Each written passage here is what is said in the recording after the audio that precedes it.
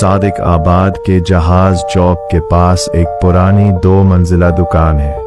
नीचे सजावल मिठाई, खोया, दूध और दही की शॉप और ऊपर वाला फ्लोर हमेशा बंद। लोग कहते थे ऊपर कभी कोई नहीं रहता, लेकिन हर रात 1 बजे ऊपर से कुर्सी घसीटने और किसी के चलने की आवाजें आती थीं।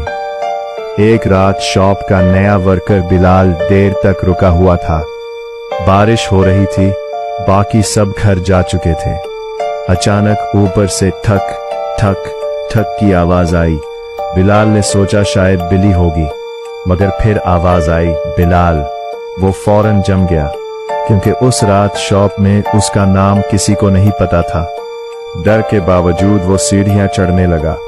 ऊपर मुकम्मल अंधेरा था, सिर्फ एक कमरे के अंदर हल्की पीली लाइट जल रही थी। बिलाल ने दरवाजा खोला और उसका सांस रुक गया। कमरे में पुराने दूध के डब्बे रखे थे और दरमियान में एक बूढ़ा आदमी जमीन पर बैठा था। वो खामोशी से दही खा रहा था। बिलाल ने डरते हुए पूछा, आप कौन हैं?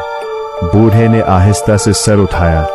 उसकी आंखें बिल्कुल सफेद थीं और फिर उसने कहा, मैं ऊपर से कभी गया ही नहीं। बिलाल बेहोश नीचे काउंटर के पास मिला और हैरान कुन बात, सीसीटीवी में बिलाल रात भर अकेला नजर आया, लेकिन ऊपर वाली खिड़की में एक सफेद आंखों वाला शख्स मुसलसल खड़ा था।